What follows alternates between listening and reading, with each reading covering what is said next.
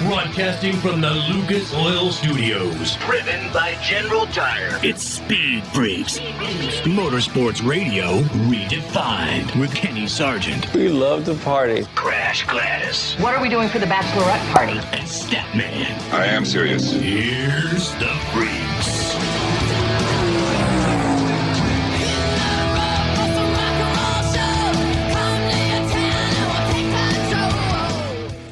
What's going on, Freak Nation? It's Sunday night here, babe. And as we celebrate 22 years and a day, we gave birth to Speed Freaks on the 25th of June, 2000. And I'd be damned if we've succeeded in spite of ourselves for 22 years, man.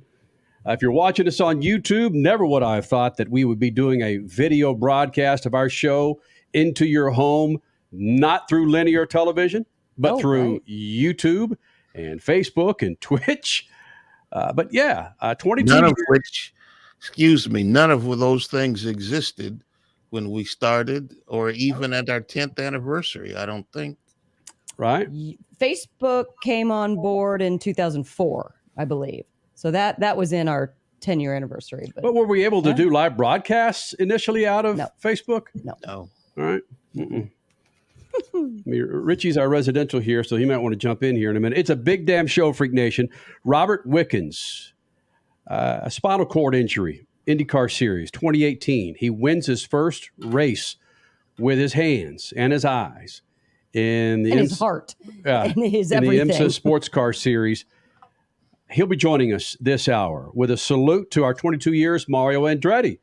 With a flashback. He'll be here in the Freak Nation. Antron Brown, NHRA Top Fuel Champion 3 times over. Now your team owner. A little bit of struggles out there, but we think the Speed Freaks mojo will benefit this dude, so he'll be here in the Freak Nation. And Tony Stewart, getting a little hot. We'll show that. SRX Series into its second race of this short season. Is it New Boston Speedway? South Boston, right? South Boston Speedway, which is not in Boston, right, Statman? No, I think it's in Virginia, I think. No, it is not. And South Massachusetts. And Freak Nation, the Cup race in Nashville has been postponed. It looks like they've lifted the red flag. I say postponed. It was under a red flag delay. 141 laps of 300. The cars have cranked it back up, and they're proceeded down pit road. So we may, Statman, what are the odds that we have a winner before we get the hell out of here in 2 hours? They still got another 6 hours of racing to go, don't they? Richie, do you think we get us a winner before we get the hell out of here at midnight Eastern?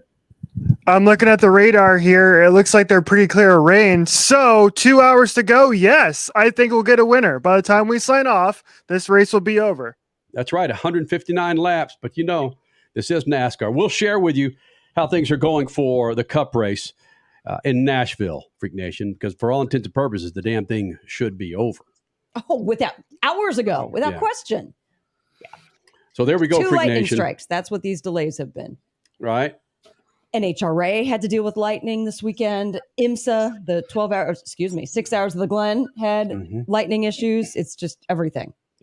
We're in Phoenix, and we've had flash, flood, thunderstorm, dust, everything that you can imagine warnings over the last hour. Yeah. And usually Statman's the guy saying, hey, man, we got thunderstorms in the area.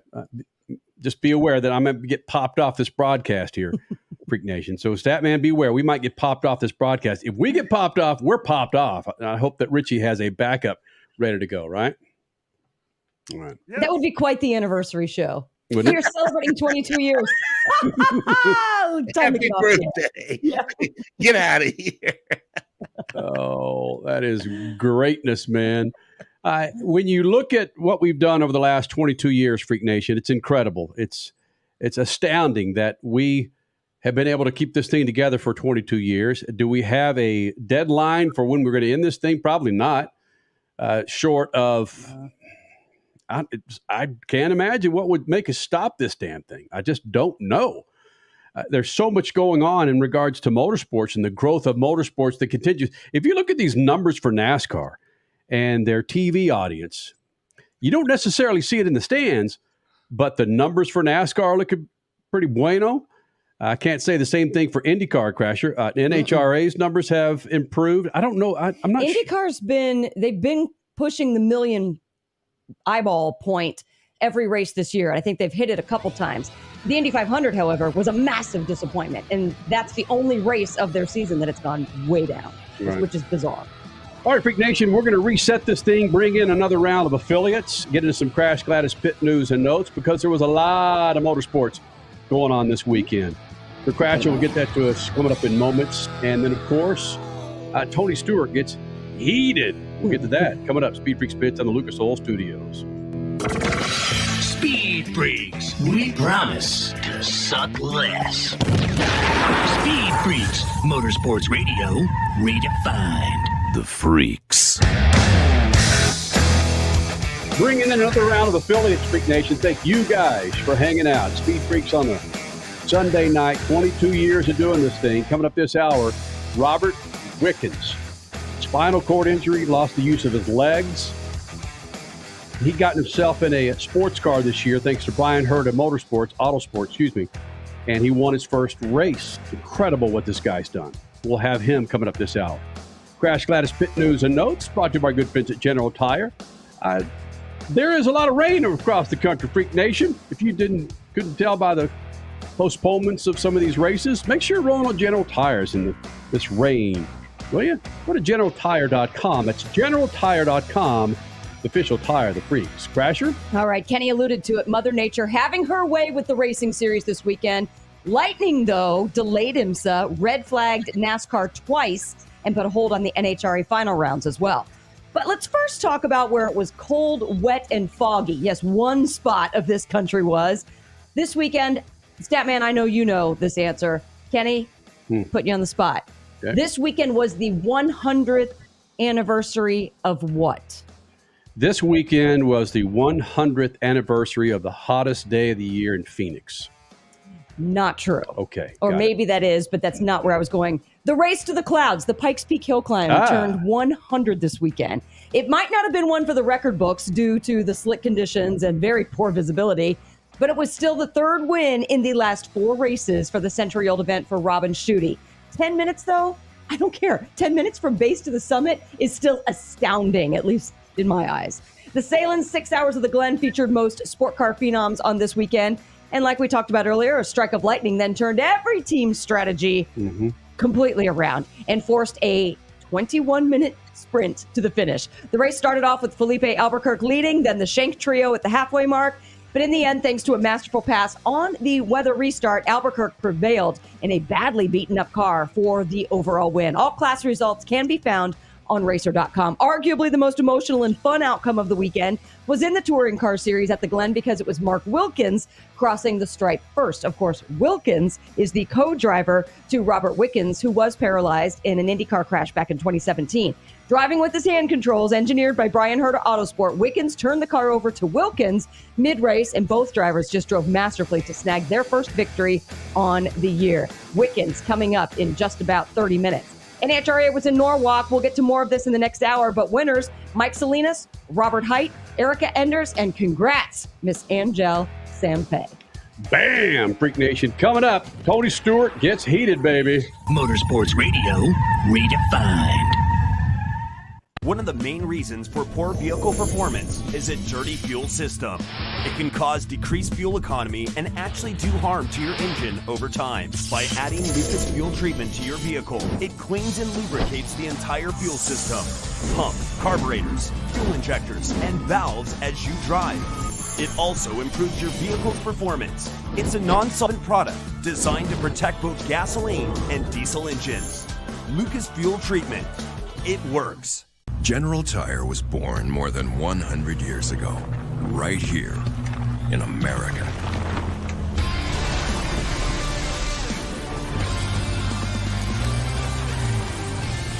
We've spent the last century tackling every kind of road this country has to offer, and especially the places without roads.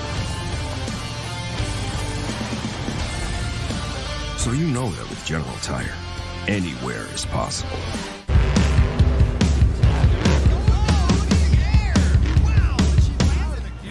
Lucas Oil, it works. I run Lucas Oil. It doesn't matter if you're on the water, driving to work, or competing in a sold-out stadium. Lucas Oil products will help you get the most out of your vehicle. Monster Jam has run Lucas Oil in and on our trucks for over 10 years. we wouldn't run anything else. Lucas Oil, the official oil of Monster Jam. Hey, Freak Nation, did you hear? With the addition of MAV TV Plus to the MAV TV Motorsports Network, they've got their full live event broadcast schedule, a total of 226 live race broadcasts featuring the ARCA Menard Series, the Lucas Oil Late Model Dirt Series, Pro Pulling League, American Sprint Car Series, Pro Motocross, and the Lucas Oil Chili Bowl Nationals. MAV TV, the only television network dedicated to motorsports. Go to mavtv.com to get your motorsports fix 24/7, 365. There is less than 1/100th of an inch of motor oil protecting your car's engine. Friction and heat causes engine oil to experience thermal breakdown, weakening its ability to protect the engine and its parts. Lucas Heavy Duty Oil Stabilizer is specially formulated to resist thermal breakdown, protect vital engine parts, and extend the life of your engine. It also stops smoking, knocking, and oil consumption in worn engines. Lucas Heavy Duty Oil Stabilizer. Keep that engine alive. Hey, Freak Nation, whether you're looking for a tire that balances high-performance responsiveness and traction in wet and light snow conditions, excellent handling and traction in off-road situations, or a summer performance tire designed with the driving enthusiast in mind, General Tire has you covered. From the G-Max RS to the Grabber ATX, no matter what you drive, General Tire will get you where you're going. Learn more at GeneralTire.com. General Tire, supporting the Freak Nation for 2 decades. You're listening to Speed Freaks, Motorsports Radio Redefined.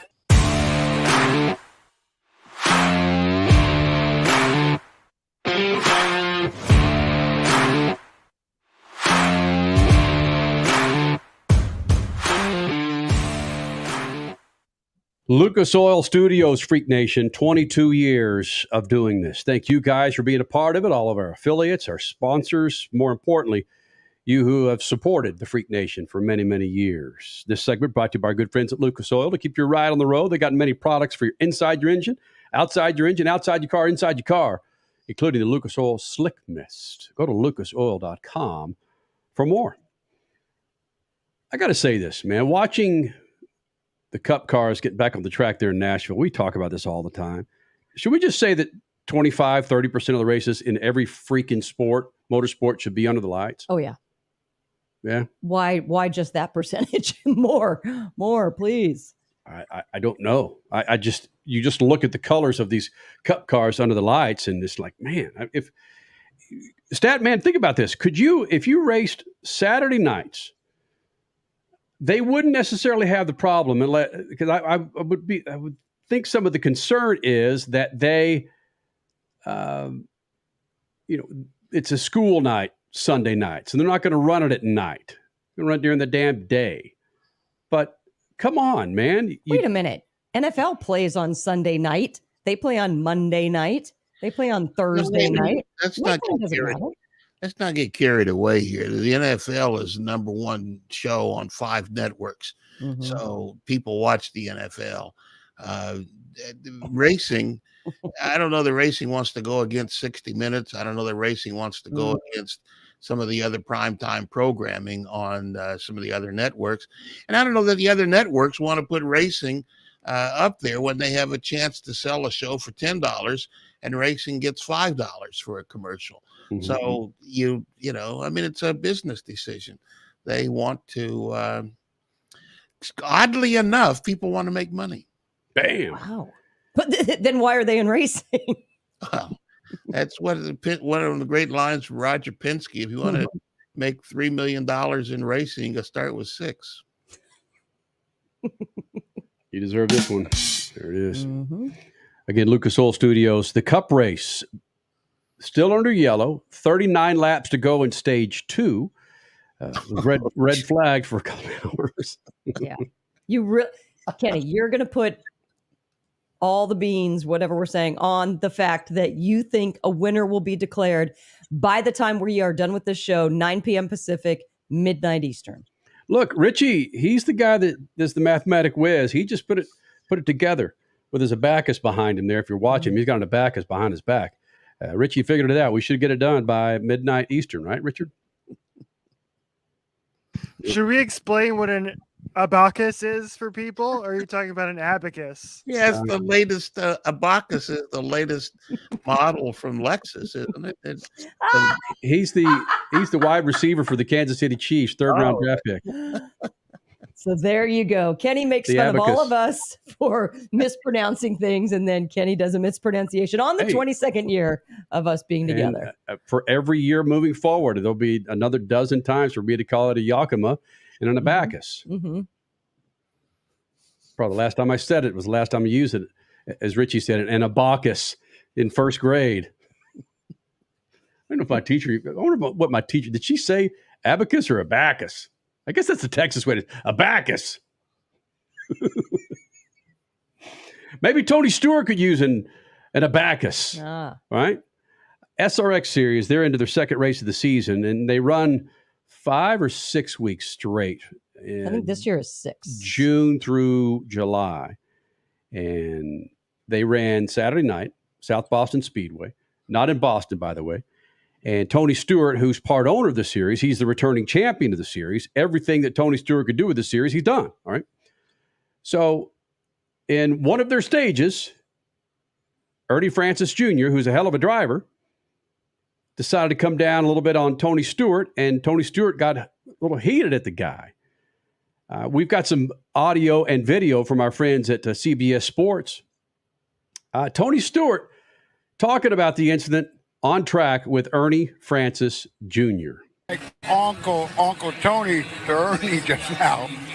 Well, they've pissed off Uncle Tony right now, so they're about ready to get a dose of it that they don't want. So trust me, I know every dirty trick and got it in my bag. I mean, when you're following somebody and a guy's on the outside and as soon as he gets clear, he just turns down across, that's a dumb you can do. I swear to God. It's like, I'm just done playing nice with everybody. It's like anybody that touches me, I'm touching back times 5. So just done jacking with some of these clowns. Well, you and Paul Tracy got some axes to grind, but that's the show. That's the show that we got here. You're getting ready to get one hell of a show for the rest of the rest of this night and the next 4 weeks. I can promise you, because there's guys that are good friends. I mean, I love Ernie Francis. I think I'm so excited. I was so excited he got here last year. I was so excited he ran well and won IRP, and it got him a chance in an Indy Lights car, and he deserves it. He is so talented, and he's way more talented than doing the stupid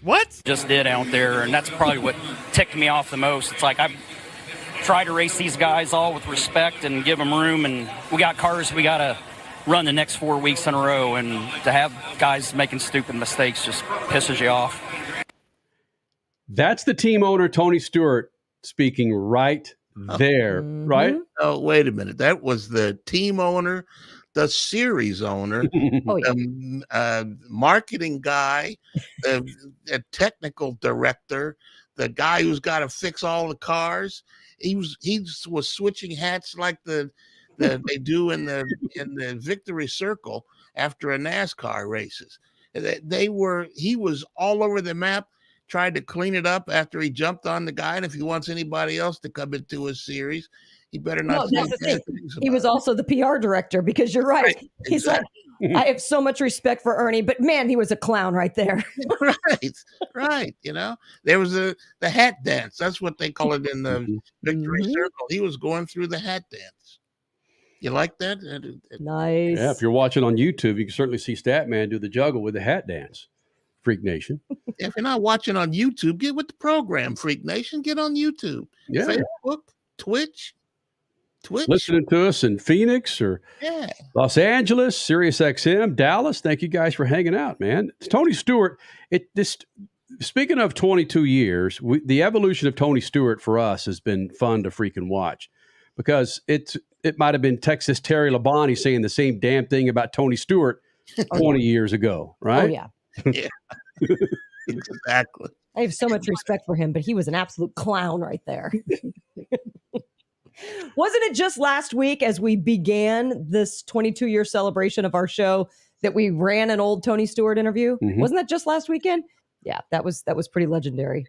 He's always, or I should say, he's never been shy to mince his words. And this on the heels of, man, I get these two dudes confused. Ross Chastain. I get Ross Chastain and Chase Briscoe confused. But Ross Chastain, where they did about a 5-10 minute feature with the guy about him basically ramrodding a number of drivers that he grew up watching, Denny Hamlin included. You've got him. You've got, Romain Grosjean in the IndyCar series has caught a little bit of grief with his rough driving. But it's not my damn car. I mean, why do I care if they're wrecking, if they're spreading shrapnel all over the track? It's even bigger than that, Kenny. All the guys complaining are the guys that are being passed by these new guys that are coming on board. Wait a minute, he can't pass me. What are you talking about? What's he doing? He's got to be cheating. He can't bump into me. He's supposed to move over when I come by. I mean, that's what they're upset about Ross Chastain and the Trackhouse race team. Mm-hmm. They're one of the top teams in the series now, and he's the top in points. Where'd that come from? He's just Ross Chastain. What's he know about beating Kyle Busch and Kevin Harvick and all the other guys that are supposed to be deeded the win just because they're out there? Deeded. That's an interesting point, though. You're right. New guys come in, new blood, whether it's young new blood or medium new blood. It doesn't matter the age, just new blood, period. And it does. It irks some of the older time guys in whatever series. Enter series, IndyCar, NASCAR, NHRA, you name it. Very, very good point.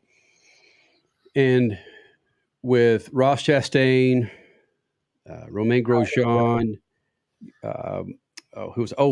Chase Briscoe at Bristol on dirt, the move that he made on Tyler Reddick.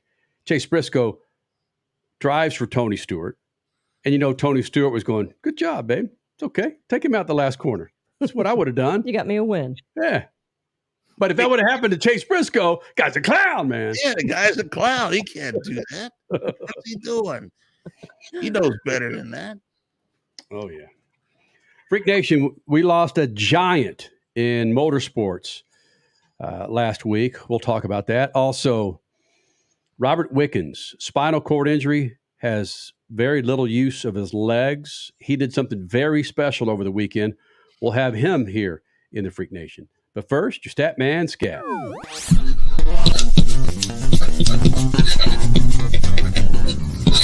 Last week, I talked about the championship names in racing from 22 years ago. Those are the names we were talking about when the Freak Nation was launched. But now, nearly every motor racing category has new names that we need to learn. And in rallying, it's no different. Even in the obscure world of the WRC, there's a name we should know, Kalle Rovanperä. He's the points leader. He won the brutally difficult Safari Rally this weekend in Kenya. Among those chasing the 21-year-old Finn were two Frenchmen. One has 8 championships, and another has 9 in a row. But there were 2 Americans that were further down the line, Sean Johnston and co-driver Alex Karani. They were racing in the WRC 2 category. They finished second in class, despite surrendering 10 minutes in penalty because they had to fix their engine on Saturday. Sean won a sim racing competition 11 years ago to get his shot at rallying. Alex's dad, a Kenyan, dreamed of being a co-driver in world rallying. He got a chance to watch his son live out both their dreams this weekend. So there's new names, new dreams, new championships, a new anniversary in the Freak Nation. Here's the year 23. Peace. Speed Freaks, Motorsports Radio, redefined.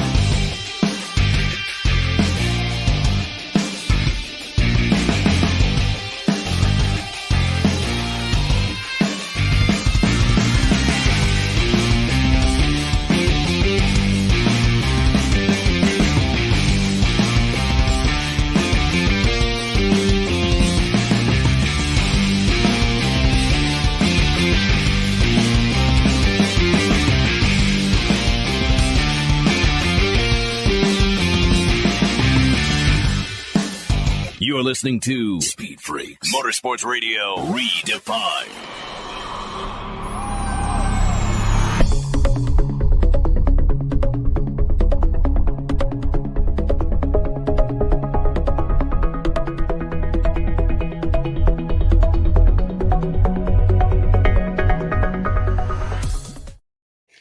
Freak Nation, this segment brought to you by our good friends at General Tire.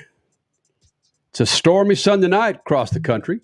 Why don't you roll on new General Tires, Freak Nation? What about when you're in that station wagon crisscrossing the United States of America this summer?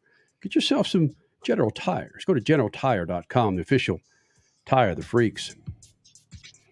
Lost a motorsports giant last week, Bruton Smith, 95 years old. And Statman, I'm going to lean on you for some of your just history in general when it comes to Bruton Smith.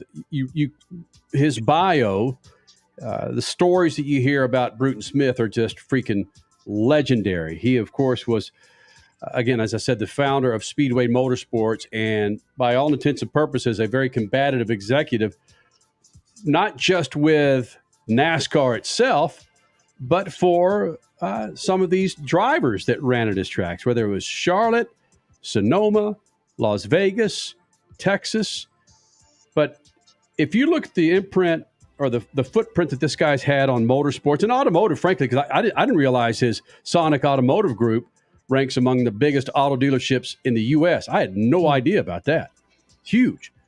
But Statman, given your knowledge of just racing in general and these tracks, the significance of Bruton Smith on NASCAR, IndyCar, and entertainment in general shouldn't be lost on folks out there.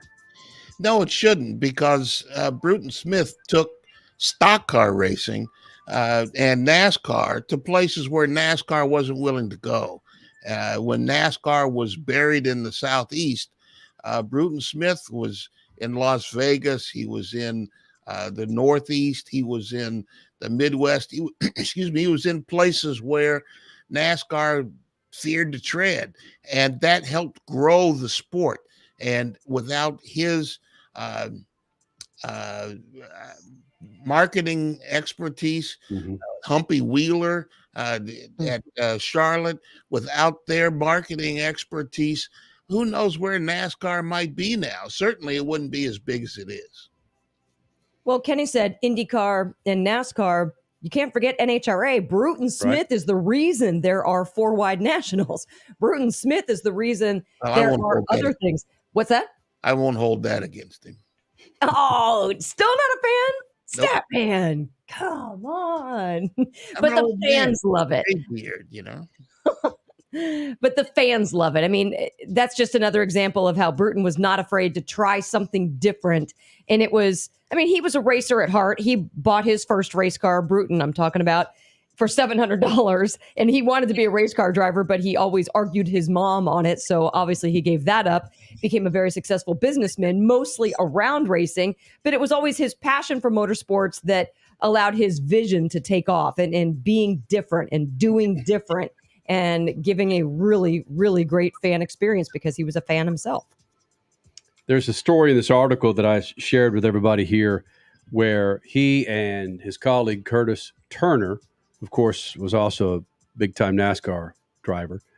They started construction on Charlotte Motor Speedway prior to the inaugural World 600, June 19th, 1960. Smith was just so gassed that he fell asleep midway through the race, which was won by, according to this article, John Lee Johnson. But again, his footprint, his imprint on motorsports isn't lost on those that have been a part of motorsports over the last 2-3 decades. And again, when we started Speed Freaks, I didn't know that there was a split between his group, Speedway Motorsports, and NASCAR.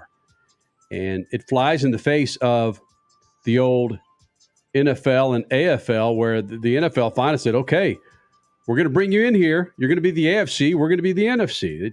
They just couldn't, the NASCAR, and like Statman was saying, they couldn't deny Bruton Smith and what he was bringing to the sport any longer, and basically said, hell yes, here we go. Yeah, I really believe I heard Peter Jennings, I think, once was interviewed about, and he mentioned NASCAR.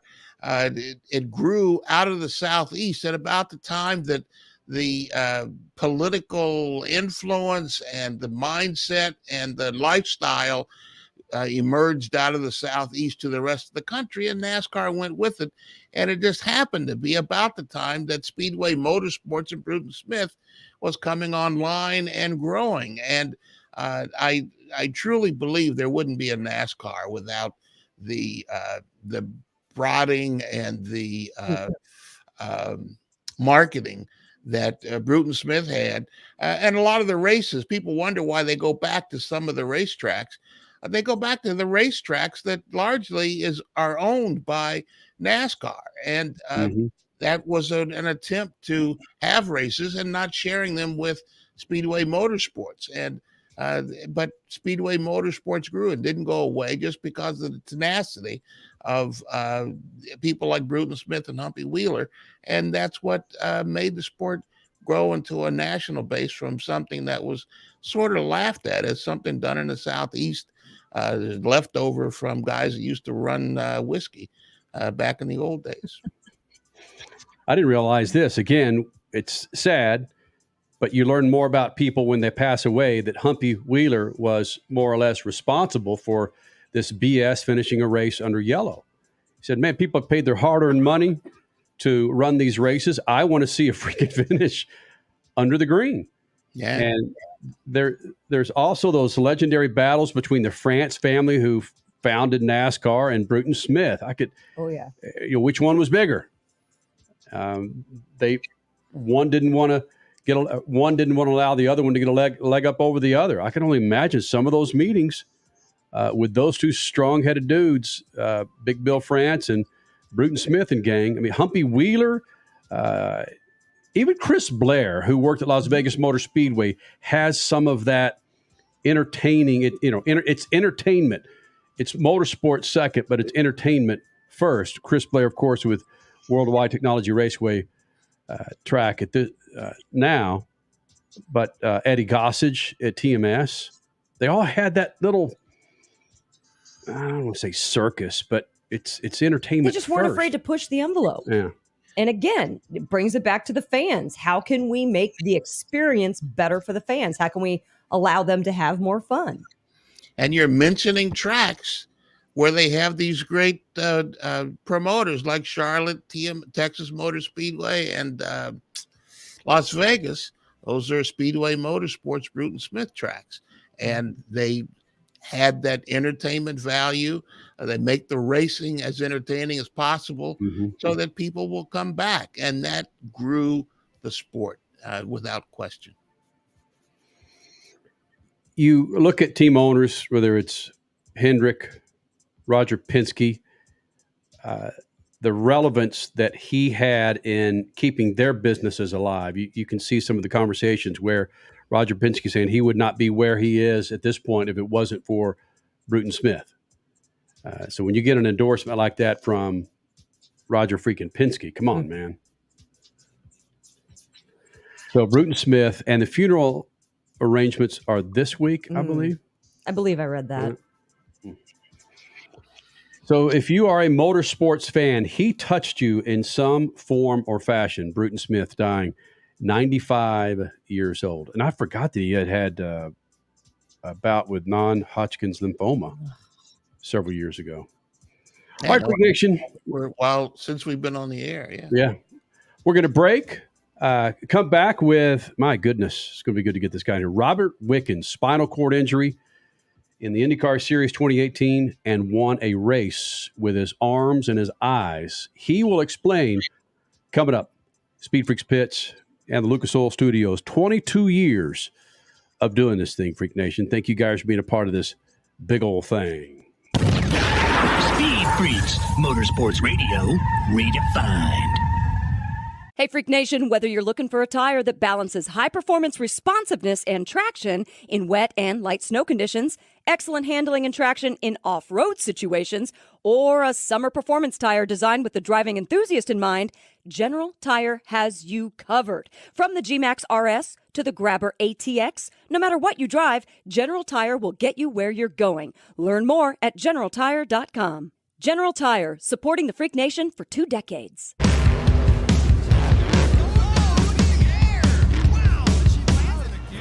Lucas Oil, it works. I run Lucas Oil.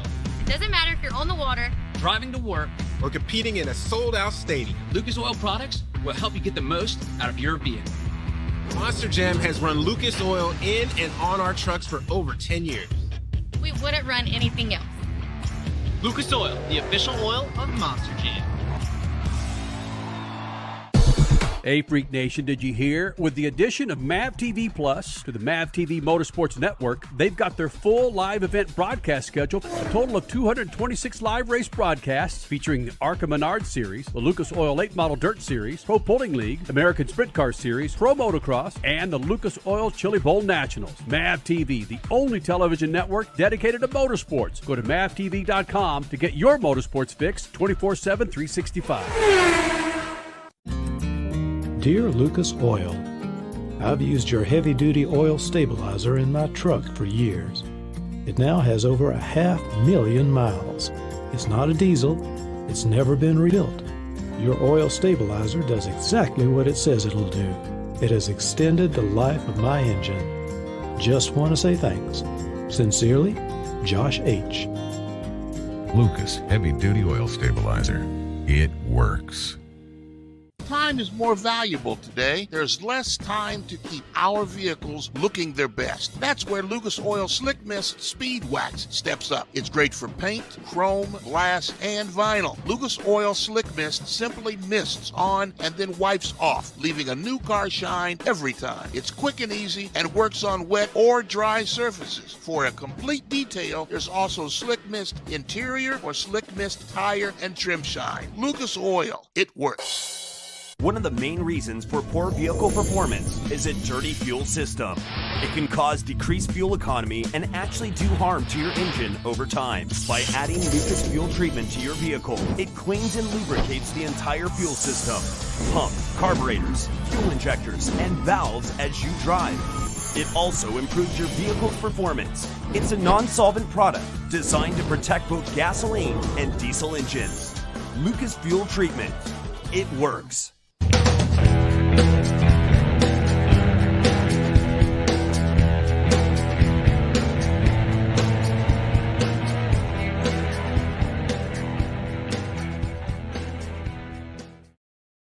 Studios, Freak Nation, 22 years of Statman, Crash Gladys, yours truly, are doing this thing from the Lucas Oil Studios.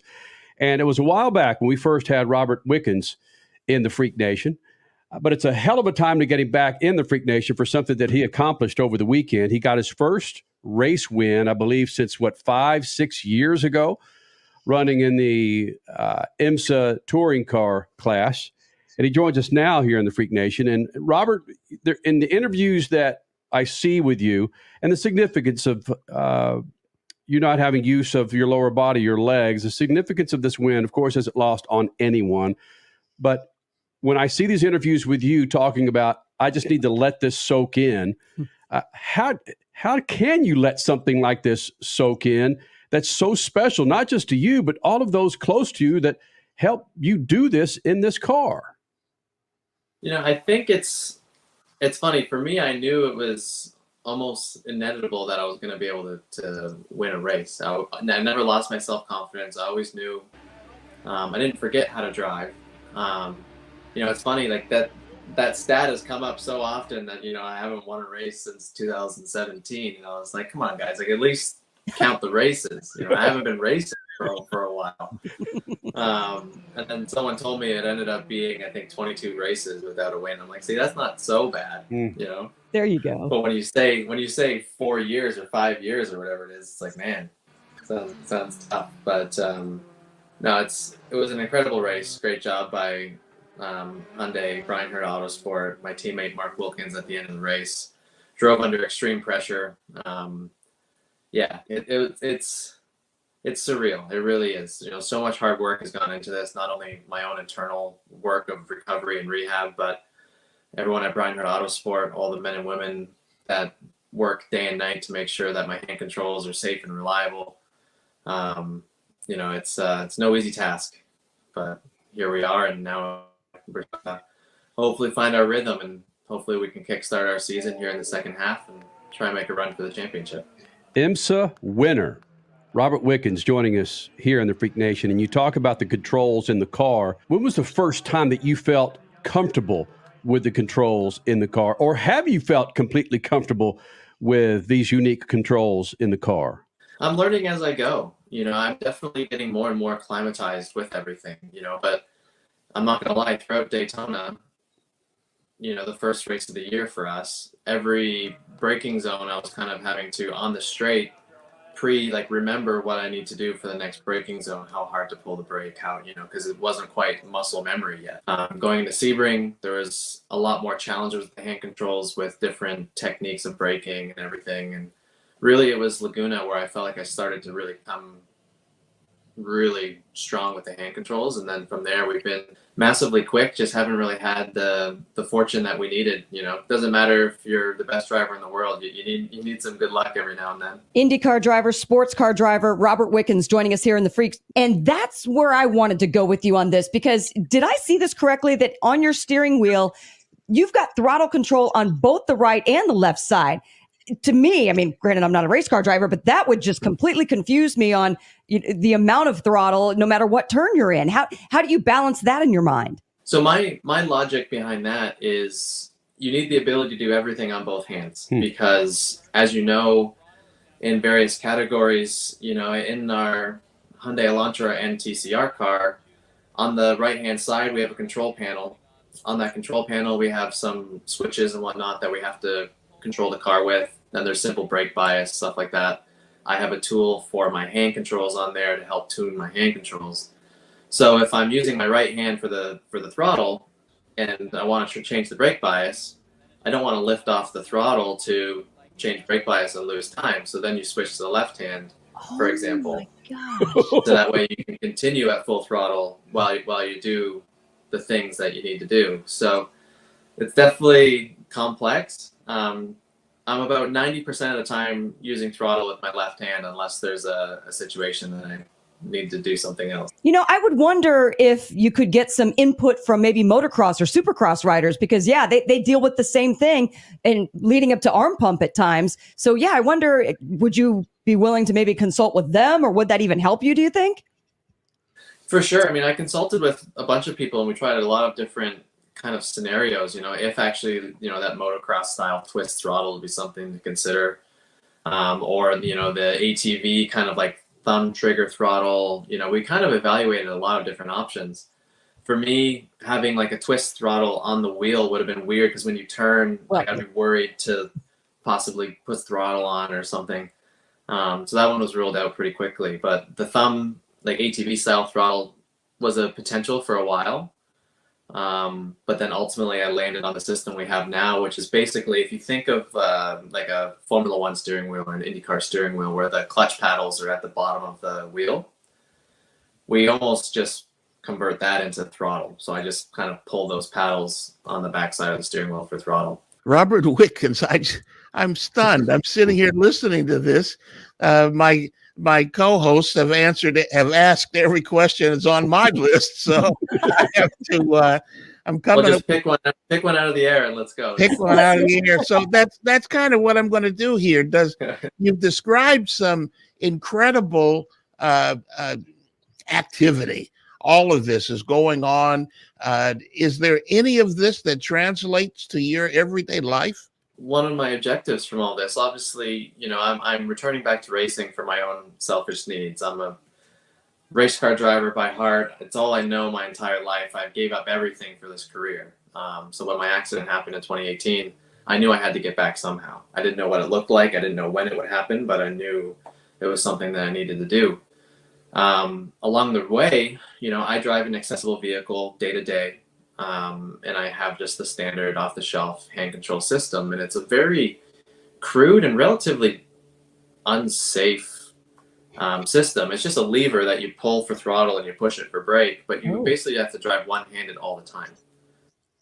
So pretty early on, I was like, maybe my calling from all of this is to try and make an impact on accessible road safety.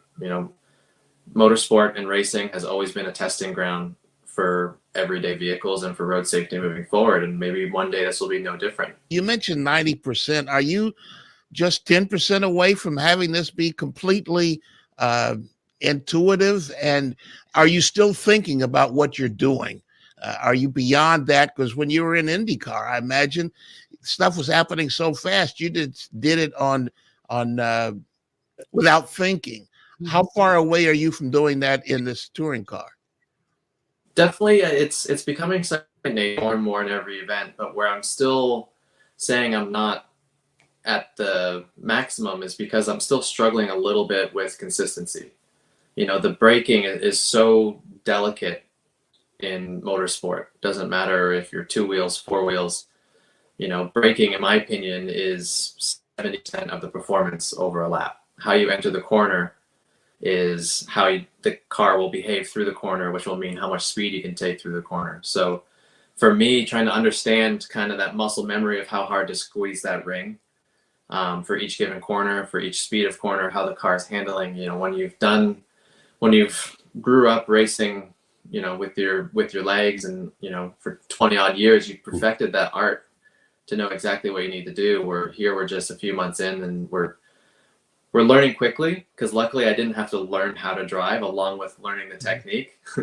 I knew how to drive. Now I'm just learning the technique. So it's very challenging, but we have a lot of very intelligent people at Bryan Herta Autosport, and my teammate Mark Wilkins is a class act and a very good baseline driver to compare myself against. And he's super open-minded. He's the most probably honest teammate I've been a part of so far. If he tells me, he's braking at the 200-meter board, I know I can go out and do that same thing without a doubt in my mind. So it's something that really helps me get up to speed, especially because I'm learning the Elantra NTCR car. I'm learning some tracks that, like Watkins Glen, I've never driven before, ironically. I've been in motorsport for what seems like a lifetime, but I never made it to Watkins Glen. But then learning hand controls in a front wheel drive car, there's just so many different things that we're trying to pick up on in very little practice time. So trusting your teammates big, and then having great staff behind you, engineers, mechanics, to help prepare you and learn between sessions, which has been influential so far. Freak Nation, Robert Wickens, we all know where we were when we got the news with the spinal cord injury in 2018 in the IndyCar series, grabbing his first win in the IMSA Sports Car Series over the weekend. And we know Bryan Herta, I say very well. I mean, we don't go out and have dinner all the time, but I could pick up the phone and talk to the guy if we needed to. He lost a bet to Statman, shaved his head one time because losing a bet. And maybe we're biased, but given your set of circumstances, I can't think of a more open-minded, better owner than Bryan Herta for your situation. Give me some insight to running with Bryan Herta. First off, Bryan, obviously he's a great driver himself. Now he's a great team owner, strategist in IndyCar. He just does everything at such a high level. But the most important thing, he's just like an amazing human being. Mm-hmm. And I think that was one thing. Obviously I was well aware of who Bryan Herta was. And in 2018, we crossed paths on multiple occasions, but, we raced for different teams. You never really get a chance to get to know each other. And one day during, I think it was 2020, he called me up out of the blue. I didn't have his number saved. He introduced himself and he just asked me driver to driver, do you have any ambition to race again? And I said, yeah, of course I do. I'm actually trying to get something accomplished. I'm just not getting much traction. And then, he's like, okay, well, it's good to know, we'll be in touch. Hangs up the phone. And I was like, okay, that was weird, right? Cool, but weird. A few months pass, and then, now we're into 2021. I think he calls me up mid-April, and he's like, what are you doing May 4th? And I was, well, you and I are in Texas on the 2nd and 3rd for IndyCar. but the fourth I'm free. And he's like, cool, let's go to Mid-Ohio and let's get you in a race car. Oh my gosh. And he explained, Michael Johnson has joined Brian Hurta Autosport, who's also a paraplegic. And so we have a hand-controlled car ready to run. And they're kind enough to let me share the car with him for the day. And that was just like, Christmas all over again. So we traveled on late night flight from Texas to Columbus and made the drive down to Mid-Ohio. And it was the typical, you picture your recovery, your first time back in a race car being just a beautiful sunny day, great weather. It was cold, raining the whole time. Yeah, you're in Ohio. Come on, dude. You're in Ohio. Yeah, I guess, right? But honestly, it was just such a great day just to get back behind the wheel. I'd done so much time on iRacing with hand controls, trying to get it to be second nature with my hands, that just getting back into a race car again and showing to myself, because when you drive virtually, you don't get the G-force and everything. And for the whole time during my recovery, I was like, I wonder what my body will react with G-force. I regained quite a bit of strength and a good amount of muscle function. I can't walk permanently, but I can take the odd step here and there and stand for a short period of time before I fall over. So it's I was always wondering, like, how's my body going to handle G-force? But you don't know it until you try it. So that day in Mid-Ohio was, I think, a breakthrough day for me, even though it was just an honest invitation, just Brian reaching out driver to driver to let me fulfill something that I needed to fulfill for myself, which was to drive a race car again to see if it was even possible. And I'll cherish that day, I think, for the rest of my life. And then from there, one thing led to another, and Brian Hurta Autosport made the decision to expand to 6 cars in 2022. And Brian then gave me another call and said, like, hey, you want to go racing? And I was like, what do you think the answer is, Brian? Yeah. And here we are. So honestly, Brian's just such a good guy. Not only that, his business partners, Sean Jones and Eric Chase at Brian Hurta Autosport, Hyundai, everything that they've put into this program. You've talked through this interview a little bit about how great Brian has been as far as a team owner. I want to know what sort of dad advice he's giving you and Carly, because time's coming, man. You are in such a monumental year of 2022, getting back in a race car, competing, getting to victory lane, and now going to be a dad soon. I mean, come on. This is amazing for you guys. The funniest thing is the only thing that gave me goosebumps was being a dad soon. So no, I'm so excited. My wife, Carly, she's such a trooper through and through the entire recovery. She's been literally my rock and foundation through everything. Now, we have a baby coming soon here in July. So I just keep telling her, don't jump, don't drink those raspberry teas or spicy foods, whatever it is. Give me till July 4th when I'm back from Canadian Tire Motorsports Park, and then we can have the baby, but please just hang on a little bit longer. No, it's been amazing. And Brian, all he tells me is, like, you think great things happen in your career, but wait until you're a dad. And I think that's, I'm excited to know that feeling. Well, go out and grab another win and just keep setting records for people like yourself and just people like us. It's fun to watch. We've watched your recovery, your determination. It is absolutely astonishing, Robert, what you've done, buddy. All right, thank you guys so much, and thanks for the time. Absolutely. You bet. Thank you, buddy. Have a good one. Yeah, after that interview, there's another dozen questions I'd love to ask that guy. Freak Nation, it's Robert Wickens, a great follow on Instagram. His story is phenomenal. Without the very little use of his legs, his eyes, and his hands, he won himself a sports car race this weekend, and he was here in the Freak Nation. If you missed that interview, go to the website, speedfreaks.tv. We'll have it up there for you. Coming up, Freaking Flashback with Mario Andretti and Antron Brown. It's all coming up. Speed Freaks Pits and Lucas Oil Studio. Speed Freaks, Motorsports Radio, redefined.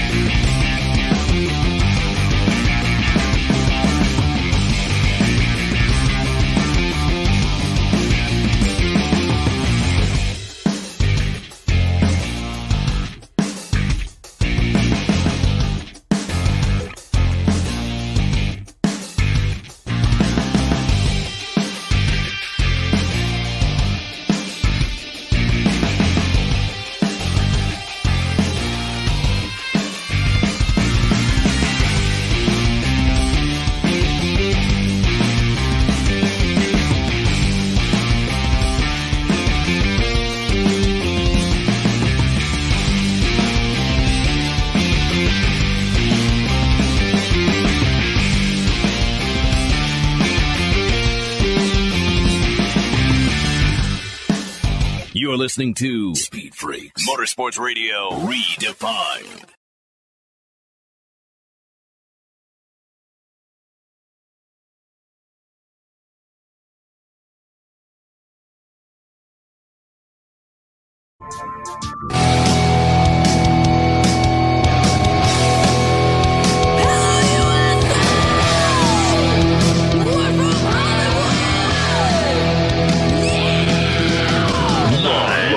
Freak Radio Network, broadcasting from the Lucas Oil Studios. Driven by General Tire. It's Speed Freaks, Motorsports Radio Redefined with Kenny Sargent. We love to party. Crash Gladys. What are we doing for the bachelorette party? And Statman. I am serious. Here's the Freaks.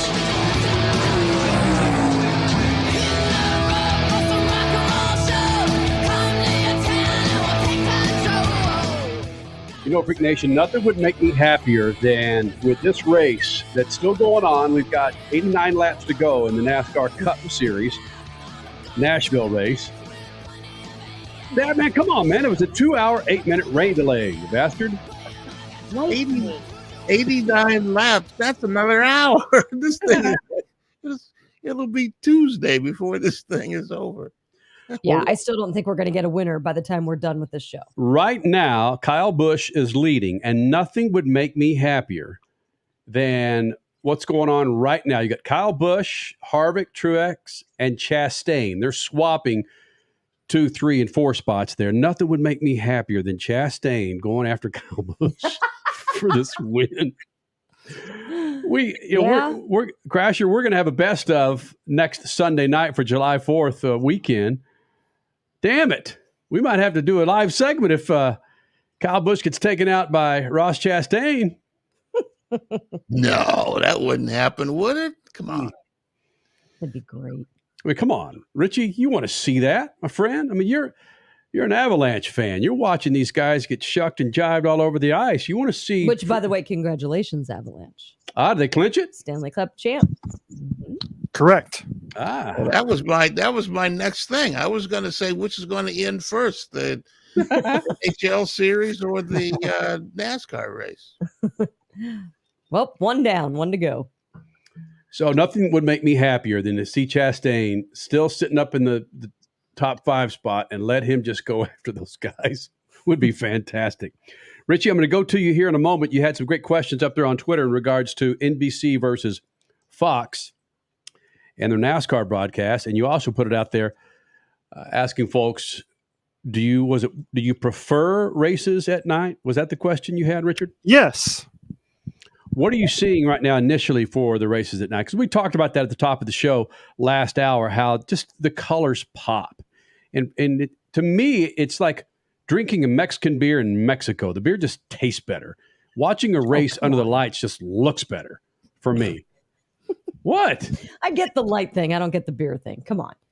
Tasting a beer in Mexico it makes it taste better. Well, alcohol and Mexico coming from you just triggers 5 other. Oh, shoot. Yeah. Well, Pretty Speed Freaks vibes right there. I didn't say Southern Comfort stat, man. I said beer.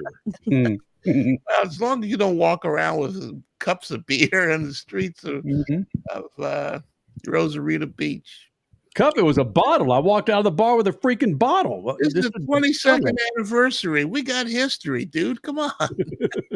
Wait, you got arrested, right? Yeah. Okay. You get arrested. He got put in the cop car, and they said it's going to cost you some money to get him out. That was the arrest. That's where I was going with it. Okay, you never went into the actual cell. You just sat in the back of a cop car in Rosarita Beach. Listen, I wasn't the first, and I'm certainly not the last person to get ransomed in Mexico. Oh, my gosh. So what were you...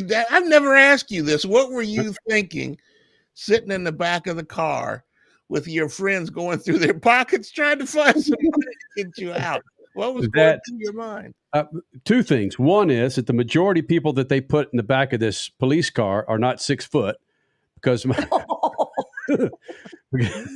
I had to turn like left or right. I don't remember. Did I have handcuffs? I don't know. I don't remember. I don't remember either. Yeah. I just thank goodness one of the younger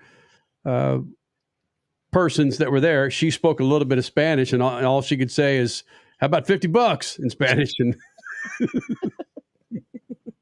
That's all you're worth.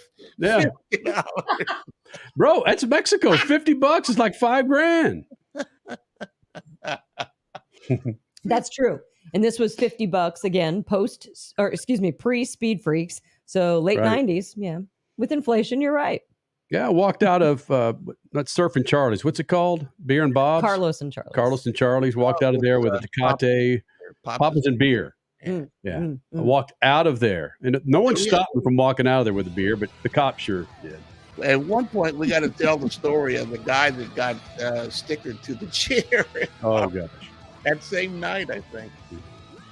Stickered to a... Okay, yeah. All right, Freak Nation. We're going to resume with some affiliates getting Crash Gladys pit news and notes. And Antron Brown, 3-time NHRA top fuel champion, coming up. But first, let's bring in some more affiliates, Freak Nation. Speed Freaks, we promise to suck less. Speed Freaks, Motorsports Radio, redefined. The Freaks.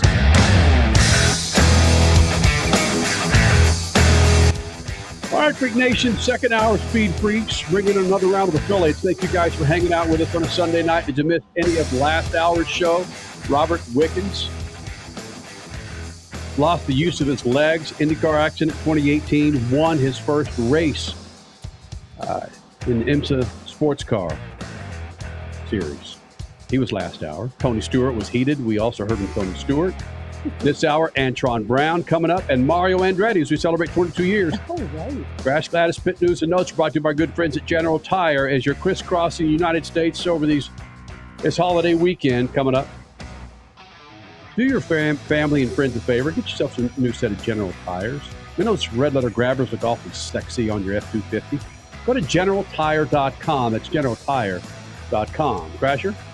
All right, first hour, we talked a little bit about the 100th Pikes Peak Hill Climb, won by Robin Schutte. We also talked about the 6 hours at the Glen.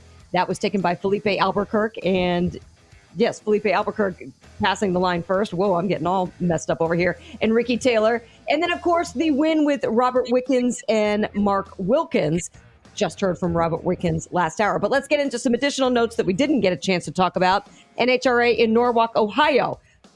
Top Fuel. It might be a different location, but it's the same story as Mike Salinas just continues his winning ways. This was now his fourth on the season. Robert Hight has also proven fairly dominant in Funny Car on the year, but he can now cross the Norwalk track off of his list as he took his first win ever at this track.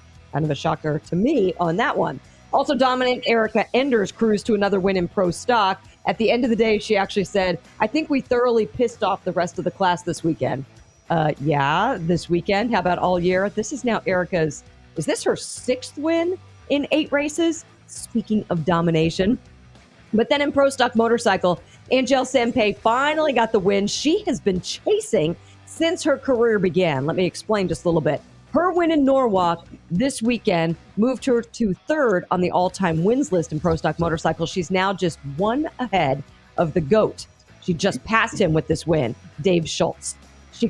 She claimed Dave Schultz was the GOAT. At least when she started racing, he was. Nashville played host to all 3 of NASCAR's top series. First up, Ryan Preece winning in the Truck Series Friday night, garnering his 2nd guitar trophy in as many years.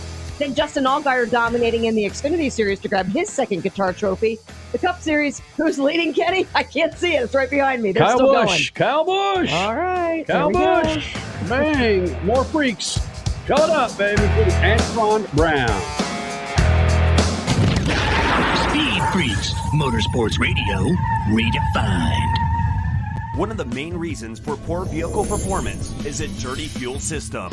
It can cause decreased fuel economy and actually do harm to your engine over time. By adding Lucas Fuel Treatment to your vehicle, it cleans and lubricates the entire fuel system.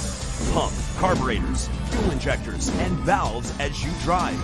It also improves your vehicle's performance. It's a non-solvent product designed to protect both gasoline and diesel engines. Lucas Fuel Treatment. It works. General Tire was born more than 100 years ago, right here in America.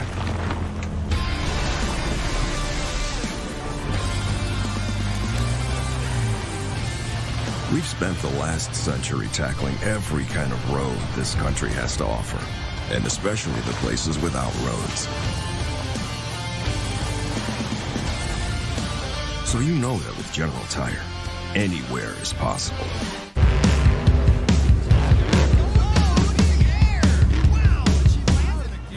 Lucas Oil, it works.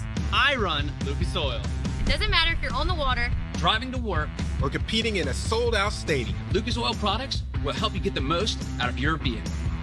Monster Jam has run Lucas Oil in and on our trucks for over 10 years. we wouldn't run anything else. Lucas Oil, the official oil of Monster Jam. Hey, Freak Nation, did you hear? With the addition of MAV TV Plus to the MAV TV Motorsports Network, they've got their full live event broadcast schedule, a total of 226 live race broadcasts featuring the ARCA Menard Series, the Lucas Oil Late Model Dirt Series, Pro Pulling League, American Sprint Car Series, Pro Motocross, and the Lucas Oil Chili Bowl Nationals. MAV TV, the only television network dedicated to motorsports. Go to mavtv.com to get your motorsports fix 24/7, 365. There is less than 1/100th of an inch of motor oil protecting your car's engine. Friction and heat causes engine oil to experience thermal breakdown, weakening its ability to protect the engine and its parts.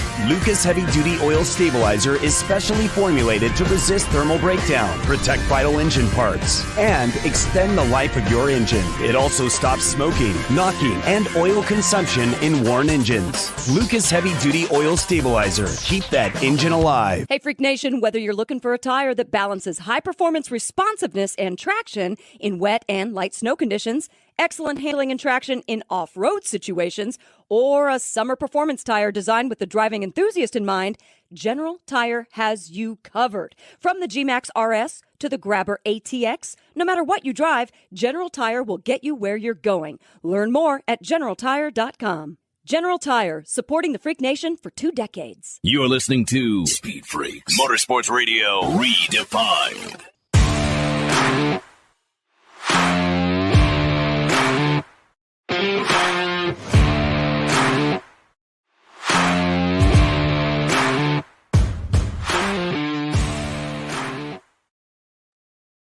Antron Brown joining us here in the Freak Nation after 22 years of celebrating the Freaks, which, by the way, happened on the 25th of this week.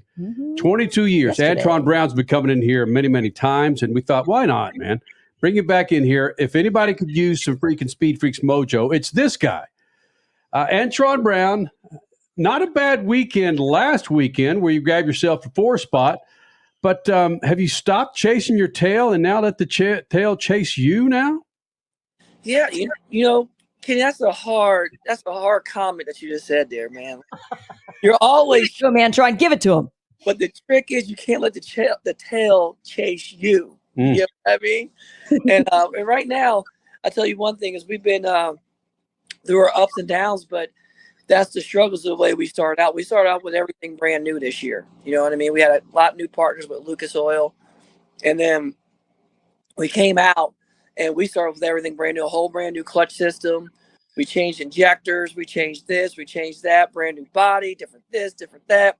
And we wanted all the latest and greatest and newest, but we had to learn how to come up with a combination that we could start molding into our own. And that's where we're at right now. We're finally getting it to do what we want to do, and we're going to start racing the package that we have. Over the last 7 races, we've been in straight up test mode every race, trying different things, doing different things, and trying to make some things not happen. We've been having chaos happen, like this not working right, that not working right. You know, crushing the main, rubbing on the thrust bearing down low, and got to get all that stuff to work right before you can start wicking it up. And now we're at the point right now where we can start fine-tuning and getting everything to work the way it needs to be and getting into our race combination that we can have, because we got about 7 more races left until we hit that countdown. Your teammate, well, Lucas Oil, I would say your sharing teammate with Justin Ashley, he's got a couple of wins under his belt.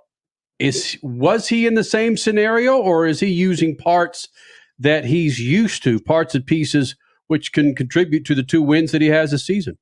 No, Mike Green and Tommy DeLago came off with Dustin Davis Racing, Justin Ashley Racing, where they had their combination from last year. like engine combination. They tried a couple new things on the off season, and they've been settled in for a while. They've been coming out like gangbusters, and I'm super pumped and super proud for them because they've been showing out right now. And slowly we're getting to where they're at. So we're just been slowly getting it together and getting our new team guys acclimated with each other, because we have 3 key new team personnel on our team too, where that's with Justin Ashley Racing and Dustin Davis Racing. They've been having the same personnel since last year with the addition of Tom DeLago. So they're just taking off where they left off at the end of last year when they were destroying everybody. So for us, we got to get to that level so we become a destroyer too. And we're really, really close to that. No, it was so fun to see the results start to come in Bristol last weekend. So what exactly did click? What was one of the first things that really went together that got that momentum throughout the team being like, all right, we are on the next level now? Yeah, well, Chris, the one thing that really happened for us is that we tested after our last race and just kept on refining on what we wanted to do. And when we came into Bristol, when we unloaded and we were the first fuel car down the track with a good run, because the funny cars weren't making it down at all. They're like, brand new surface. They just flattened out most, like 40% of the bumps. And we're like, oh man, ain't nobody making it down. And then when we went down and we went A to B, and we went out there through that 380 with a 1-up on the board, and it stayed number 1 for a while. That gave us some confidence going into race day. And that's what we took in race day. And we survived the bumps and bruises and the whoop section going down the racetrack. The whoop section. He's making a motocross reference, going 330 miles an hour. Okay. Antron Brown joining us here in the Speed Freaks pits on our 22-year anniversary show. And you touched on the crew needing to kind of gel. So many people discount that.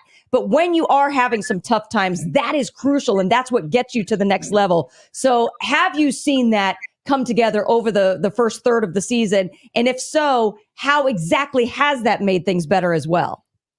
It has. I mean, I think this year as a whole, I think we were in Vegas this year. We made it to the final in the 4-wide and we lost, and we just had some mishaps that we weren't catching, you know what I mean? Because we don't have the seasoned vets on our team. We're growing as a group. Like Brad didn't catch it. Mark and Brian didn't catch it, but the guy didn't catch it. So we're just coming together where we're starting to overlap each other as a whole. And we start overlapping. One person can make a mistake, but we catch it before we get to the starting line because we help each other. We have race buddies, you know what I mean? Kind of like a battle buddy. And we're growing those relationships on our team. And that's what it takes to win championships. When you have guys and gals on your team that can communicate without even talking. They can look at each other like, okay, I got that. And once you get that, that's when those race wins starts popping off, and that's when those championships start happening. Antron Brown, the animal. I hadn't talked to you in a long time, partner. It's great to see you again, man. It's always good seeing you, Stat Man. Hey, man, be easy on me now, man. You always beat me down. You beat me down. No, don't say that. People will get the wrong idea. But I do want to ask you, the team ownership, all of that. You're learning, you're building from the bottom. But tell me the one thing, the biggest thing that you didn't plan for that's coming up and rattling your cage right now as a team owner. I think the biggest thing that rattled my cage was no matter how hard you prepare, and I felt that I was super prepared for when this first started with all the people that we had. And when the parts and pieces didn't show up and we ordered them way in advance, like give you an example. We ordered our brand new trucks and trailers. Okay. We ordered our trailers and we were supposed to have our trailers in by like September, at the latest October. And just because the parts delay and just manufacturing stuff, like not be able to get into certain parts and pieces to finish, like our generator, you know what I mean? And like our air compressors to go on the trailers. We didn't get our first trailer until between Christmas and New Year's. It was a late Christmas present. And we didn't get our second trailer until the week before we left testing in January. So when you got stuff like that happening, you're like, oh, Lord, are we even going to make it to the first race? Like when we made it to the first race, that was a championship inside itself, Stat Man. That's the stuff that you can't prepare for, that you can't do nothing about. Like organizing people, getting like, you know, if you have the parts and pieces, we can make it happen. But when we were on the last hour and we're like, we ain't even got a trailer to go. Brother, that's got you shaking. You're like, how are we gonna get all this stuff here? I start calling the boys up. I said, start calling U-Haul. We need about 4 or 5 of them.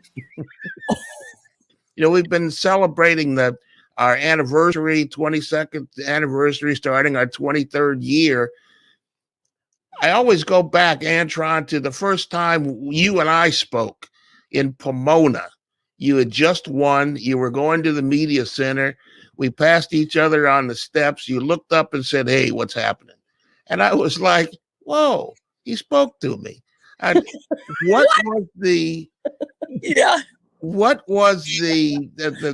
did people say about the Freak Nation? We were really young then and making a point, and many people hated us.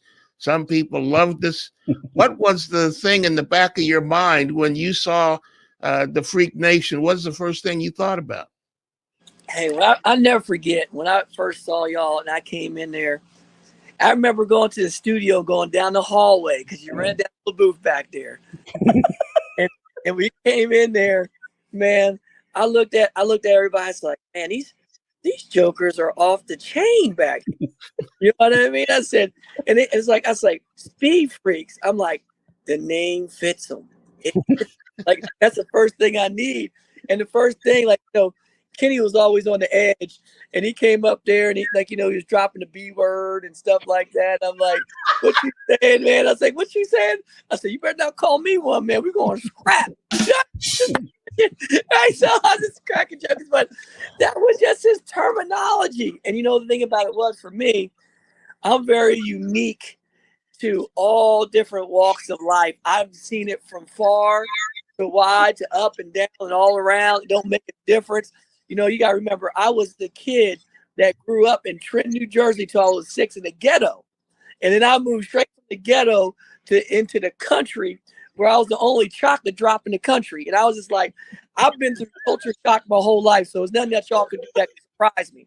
And I said, you know what? They got to be cool because they got a brother on the show. They got Statman. Cool, laid back, and you had Crash. I'm like, why do you call her Crash? I'm like, what she's doing? And she was just buck wild. I was like, check this out. You know what I mean?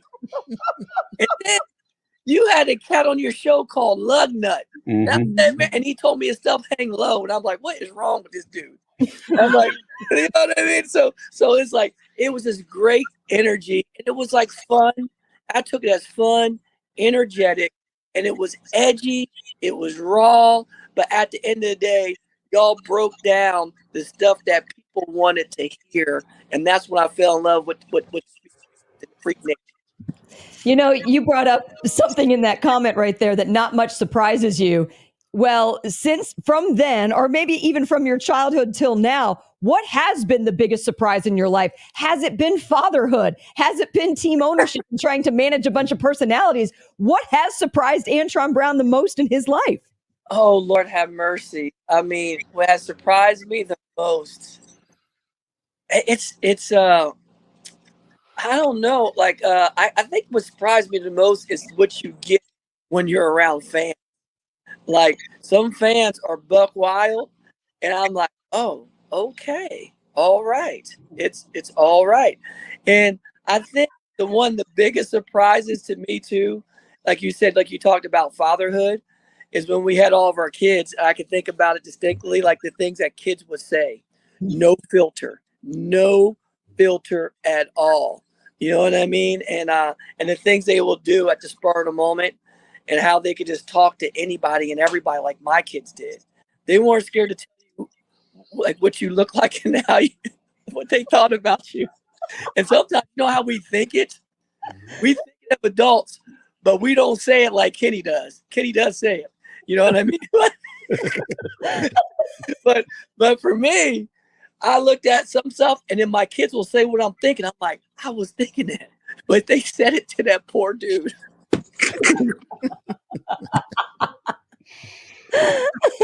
Okay, what was your reaction when your son said, I want to go drag racing? Oh Lord. I was like, no, you don't. Like, no, you don't. I was like, you don't need that disease. It's a disease. It's a bad disease that you don't need to have. It's going to cost me a lot of money. And Dad's trying to retire. I'm not trying to be John Force. I'm not trying to race so I can support the fam. I need you out of racing. All of his doors love racing, so he's got to keep racing so he can make them, so he can support them racing. Do you still make your bed in the morning? Yeah, somewhat. It's like not making it. It's kind of like just throwing the sheets over the area where I lay. It's not like tucking it in. Uh-oh.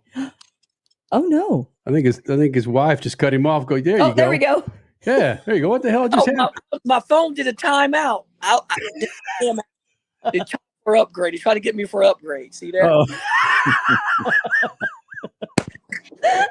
course. Because I see your. I know it's yours. That's hysterical. Because she was mad at your response. He needs to make the bed, so I'm going to cut him off right now. That little bastard. He never makes the bed. I blew There's out that B word. There's that B word. I said bastard. I didn't call you the other. I blasted out 3 kids, and he still won't make up the damn bed, man. Hey, it was hard work making them jokers. Okay. Yes. Oh, well, buddy, this is we can never have too much time with you, Antron. I think the 3 of us would agree. We hope that this SpeedFreaks mojo benefits you moving forward to where you can get back to your old kicking ass ways, buddy. It's coming, brother. It's coming. It's one thing that we all have learned in life is that the only way you beat resistance is with persistence, brother. And don't quit. I don't give up. And I'm a fighter. And the thing about it is you only keep a good man and a good team down for a little while. We're going to start digging out that hole, and we're going to start bringing that trouble to the game, brother. It's coming. Hey, I made a New Year's resolution this year, and I pretty much held myself to it, man. Keep your phone out of the bathroom, brother. It'll change your ways. Where did that come from? What are you doing with your phone in the bathroom? Oh, no, he does. In the bathroom. Oh, come on. How the old men used to have newspapers. Now you take your damn phone in there and catch up on social media. Oh, I you know what I got? I got old school National Dragster stacked up, and I go through them. And I'm like, oh, I remember this day. Oh, check that joke out. Look at freaking Mike Dunn. What's he doing? Oh, dude, gone? Oh, snap. You know what I mean? Oh, that's legendous. So how many National Dragsters are in your bathroom, in your motorhome right now? Not in my bathroom, motorhome at home. I'm never hardly in the bathroom here. But yeah. You do the duty out at the track, pooper, right? Yeah, man. No, I'm not one to I don't like empty the black water tank, but you got to. Yes. I'm so with you there. All right, Antron, we love you, buddy. Go kick some ass, my friend. Hey, I love y'all too. Family, I love y'all. We're going to throw it down when I go up in the deal. When I put stuff, this is for the Freak Nation, baby. Later. Peace.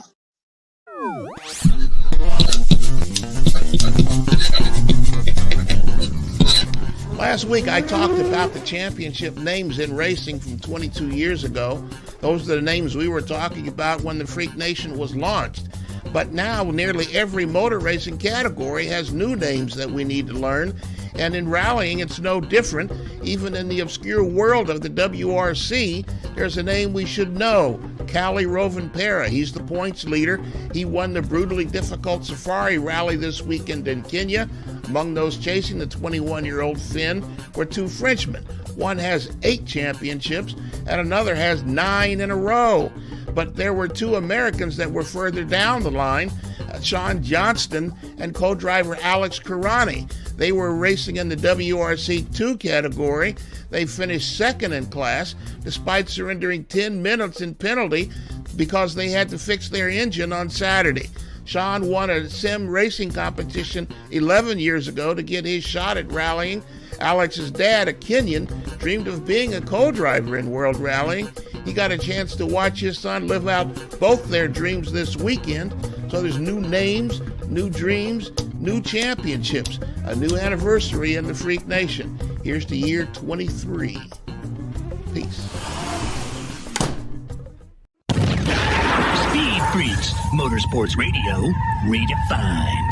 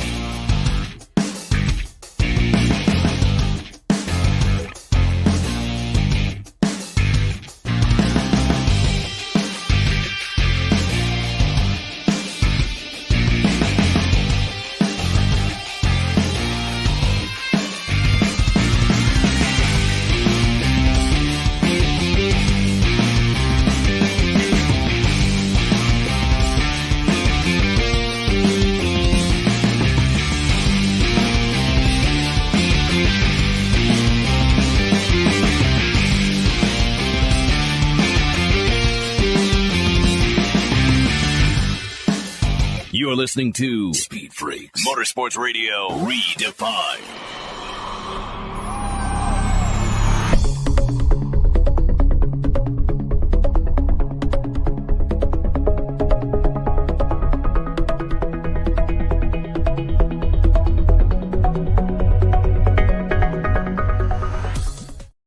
Time for your Freak Nation to purchase a couple of General tires. Okay, a couple.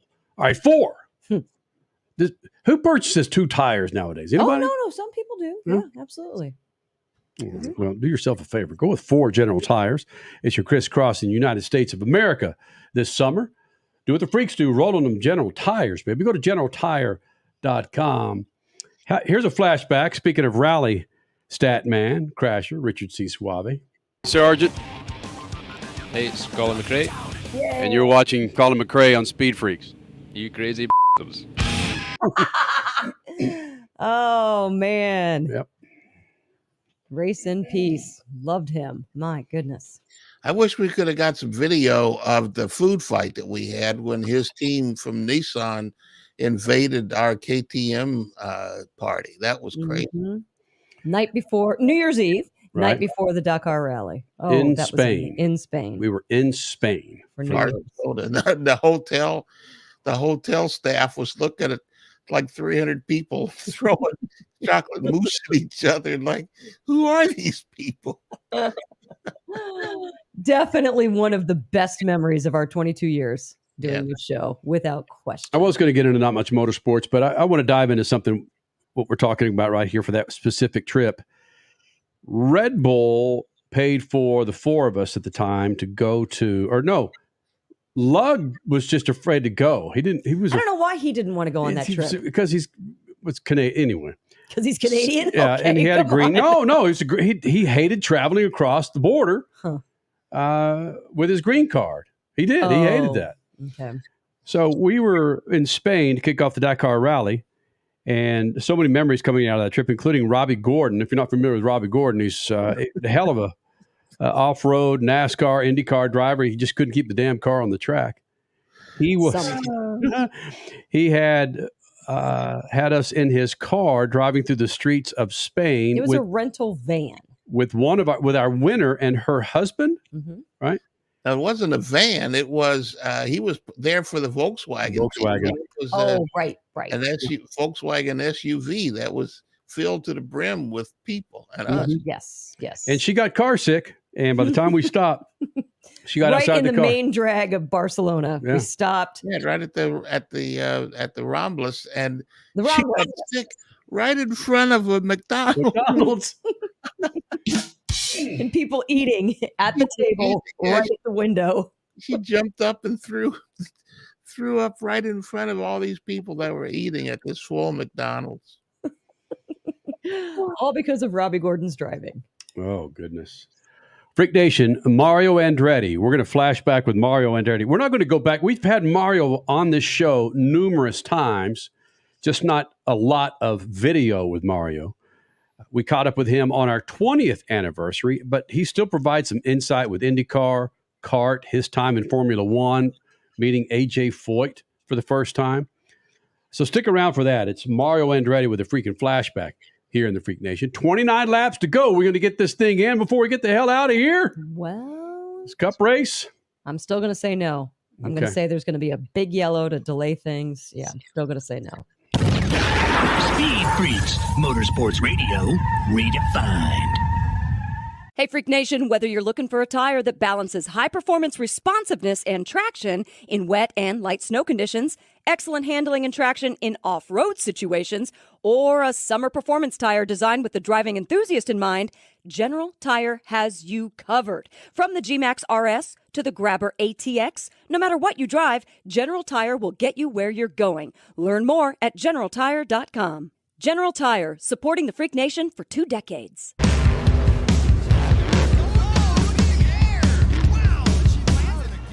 Lucas Oil, it works. I run Lucas Oil. It doesn't matter if you're on the water, driving to work, or competing in a sold-out stadium. Lucas Oil products will help you get the most out of your vehicle. Monster Jam has run Lucas Oil in and on our trucks for over 10 years. we wouldn't run anything else. Lucas Oil, the official oil of Monster Jam.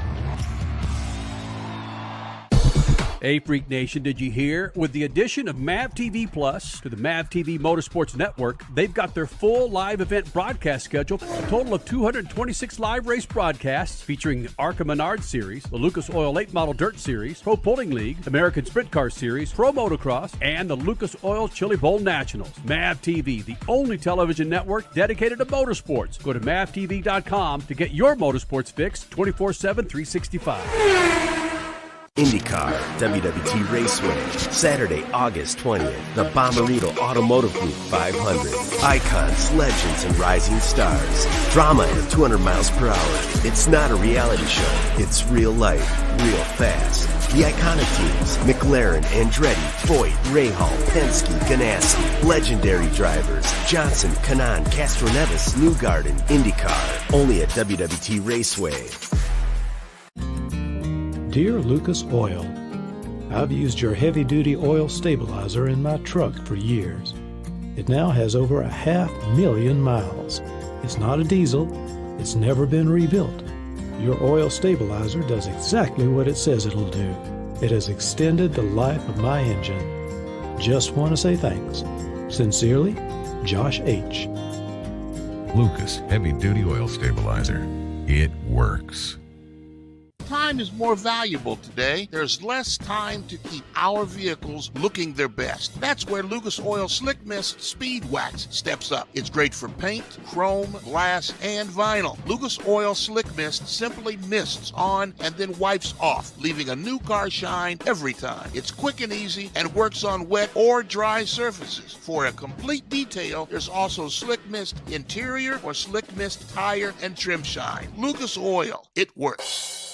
You're listening to Speed Freaks Motorsports Radio Redefined.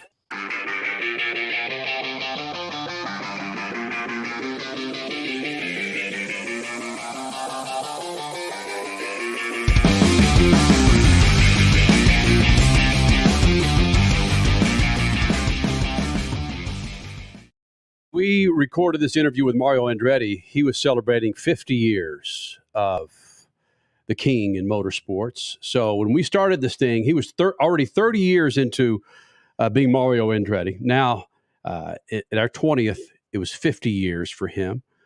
And it's incredible, the stories that this guy has and the fact that he gives us great time here in the Freak Nation Lucas Oil Studios. So enjoy this. It's a freaking flashback with Mario Andretti from our 20th anniversary here in the Freak Nation.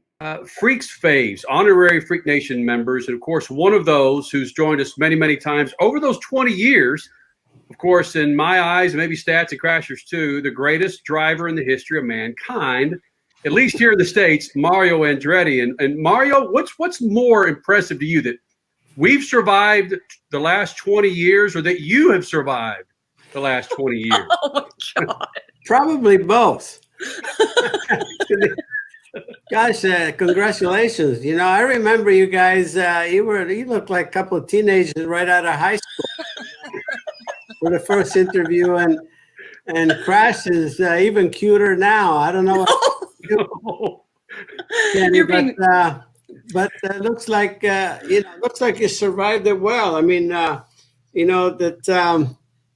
let's face it, you survived through 9/11, the Iraq, Afghanistan war, SARS, and now COVID. So, you know what? When you survive all of these pandemics and wars and everything else, man, you certainly have another 50 years ahead of you. 50? Oh, my. Yes, sir. You too, Stat. Yeah, even Stat, man. Of course, Mario, over these 20 years when you've joined us, you mentioned some things in those 20 years, whether it was the killing of Osama bin Laden, the election of a first black president, 9/11. Now we're in the pandemic situation, social unrest. But there are some positive things, including the first black president. But there are some positive things that have happened. And one of those is IndyCar and CART getting back together. And you were on the forefront of that madness. Do you remember all that craziness that was going on between those two series? Oh, indeed. I mean, that's just what it is. Right about before your time, isn't it? Yeah, right. Yeah, and that's why I didn't mention that type of a pandemic. Yeah. That was a tough period, really. For one, that obviously, like myself and many, many others who love the sport so much, to see it to be fractured to that degree during those couple of years, before everything started coming together, that was not needed, obviously, but it happened. And so, finally, a lot of things have come together since.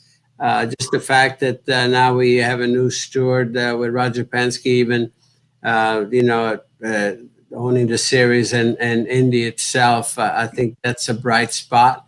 I feel for Roger, obviously, that after, having exposed himself to that situation, he has to deal with this pandemic. But brighter days are ahead of us. And if there's anyone who can just push us through all this, it's him, Roger, and his team. And so I think we're at a good place. Like I said, there's light at the end of the tunnel, and that's something to rejoice about, in my opinion. So once we get going, I think things will just pick up more and more, and we'll get some we get the fans back, and before we'll be running with it, normal. So I feel very positive about it. What do you think is the bigger shock? The fact that the kart series split in '96, the fact that they got back together in the late 2000s, or that Roger Penske's at the helm now?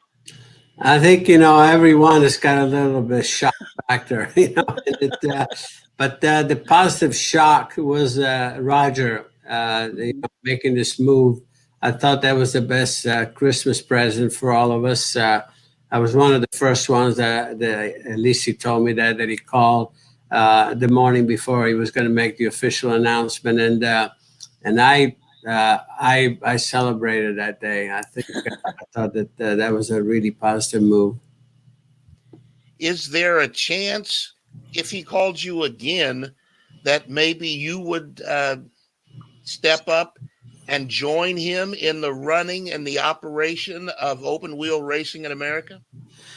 No, I really don't want a job in that respect. And if he says, would you drive one of my cars, that would be different, But to have an office and all of that and having to report, no. Over the 20 years of us doing this thing, the thing that attracted us to you was you figuratively were giving the middle finger to people and doing it your way and winning championships and winning races and saying what you wanted to say, regardless of who you offended or who you impressed. When we started SpeedFreaks in June of 2000, that's how we started. And a lot of people took offense to it, but with Stat and Crash and special guests like yourself, we continued to trudge through it and prove that we belonged here. And it takes a lot of mettle to prove to people, whether you're winning championships or bringing on radio affiliates, that you belong here because you're different, Mario.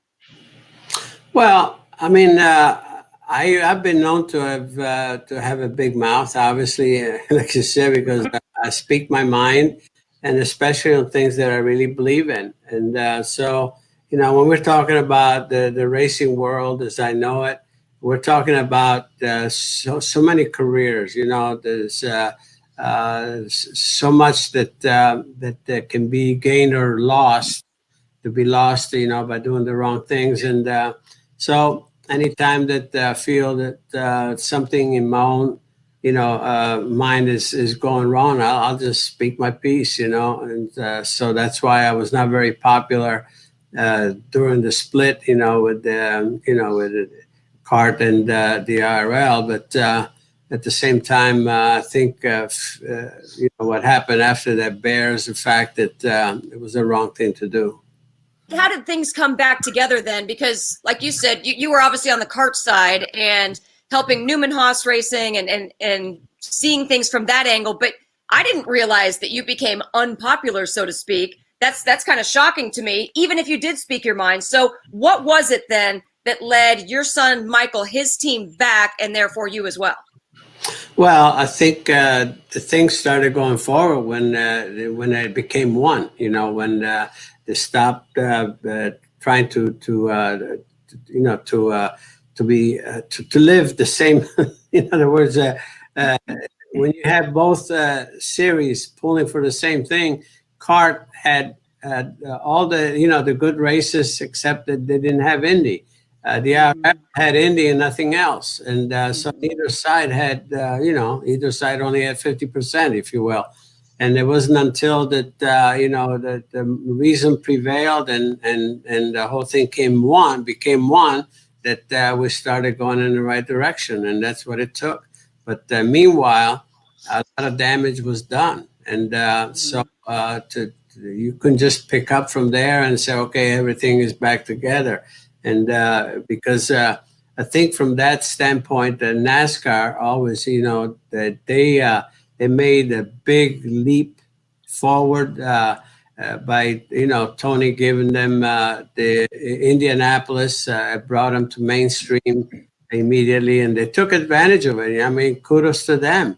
But it marginalized our series, IndyCar series, in that respect.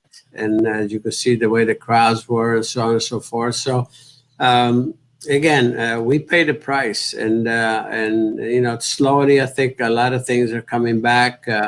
Definitely in our direction. I think the series, from the standpoint of the product, is probably as well positioned as ever.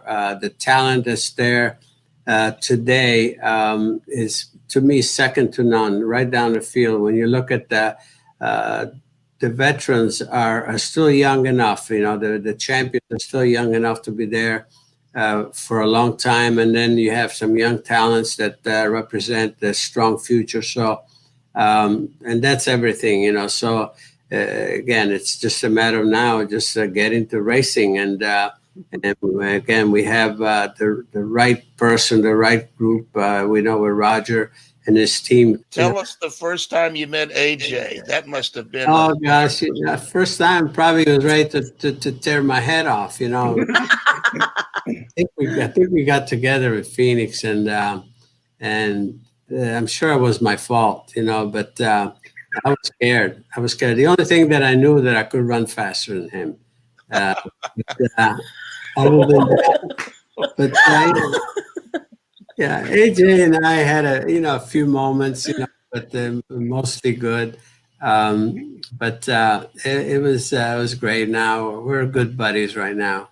There was a lot made of trying to make you and the Unser family at each other throughout the decades. But then as this book came together for John Andretti, it's almost like a lot of that was media driven. Granted, you're always going to have rivalries on the track, but behind the scenes, even if there were some days that you weren't agreeing on things, behind the scenes, it's still a racing family, isn't it? Oh, yes, for sure. You're talking about Bobby and myself. Is that what Well, a lot of people, I think it's been written and taken out of context, quite honestly, because from day one, obviously, I will never accept the ultimate decision, but the ultimate decision was what USEC allowed. Right. And USEC allowed, outside by pressure from the lawyer that Roger Penske brought on the scene, I guess a very well-known sports lawyer that intimidated some of those dudes in the Midwest there. And he dictated pretty much what the ultimate decision was going to be on this situation. And after 6 months of, searching, for what really happened, depositions after depositions and so forth, the ultimate result was, yes, he did pass 11 cars under the yellow, end of story. And so the final decision from the three judges, there was two outsiders entirely. Then there were two CEOs, one I think in Chicago, one from LA, and the third one was Charlie Brockman, who was a radio personality in Indianapolis, and he abstained.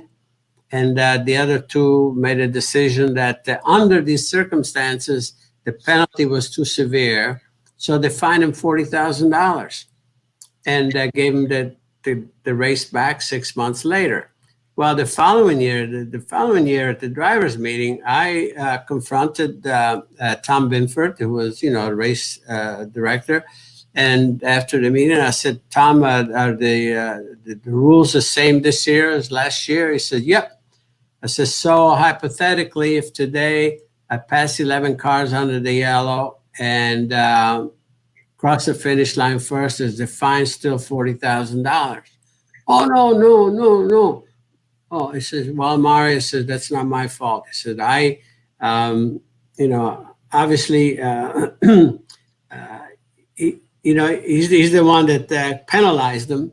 He said, but I was overruled, so I understood. And but I said, basically, so the rule will apply this year, but didn't apply last year. That's really what it was. So mine is this. I never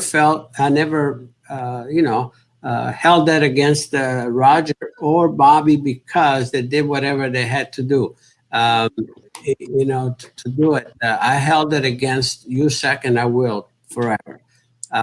And so Bobby, maybe I think was out of guilt. He wasn't talking very much, but we always, chatted, but it was cool. But he always thought that that I was really, that I never got over it. I definitely, like I said, I'll never get over it, but I never held it against them though. Mario, we've been doing this for 20 years, and you've been doing it for over 50, and it's fantastic that you're able to join us for this. And one quick question: one of the big things that people ask about, are we still worthy of carrying your jockstrap? You bet. You bet. Yeah, Do you remember? Just be careful with it. Let's go on. Did you make? Okay, wait. Did you make Mario say that on our voicemail recording, Kenny? Or Mario, did you come up with that on your own? I think I gave him a script, and yeah, I just read it. Oh, why am I so take us to lunch? Don't forget to take us to lunch. I'll take you out to lunch. Oh my gosh. Well, buddy, it's no good way to end this thing other than thank you very much for what you've done, not just for us, but for the racing community and this planet, buddy. Let's keep her going. Look forward to seeing you guys. We'll do another 20 years? Absolutely. Attaboy. Yeah. Mario, thank you, bud. Yes. Congrats, thank you. Guys. Congratulations. Thank you. Yeah, man. There you go. Carry my jockstrap. Mario Andretti, the legend here in the Freak Nation, as the Statman said over the last 22 years, the bigger they are, sometimes just the nicer they are, Stat. That's one we talked about Barcelona, but that's one thing that has been impressed upon me in this whole time. We've met some of the biggest names ever in racing, and they've been righteous people by and large. I don't know that the Snake, Mario, I don't know any of them that have been people that you wouldn't want to have dinner with. Freak Nation, 22 years of Speed Freaks. We celebrated yesterday our 22nd year. Now we're 22 years and 1 day old. We got some more in store for you. I don't know what the hell it is, but we'll figure it out in the next couple of weeks. Chase Elliott is your race winner. No, it ended? Yes, we actually have a race winner, damn it. Oh, he's doing donuts right now. Yep, shoot the juice to the moose, and Statman. Cut it loose. See ya. Speed Freaks, Motorsports Radio, redefined.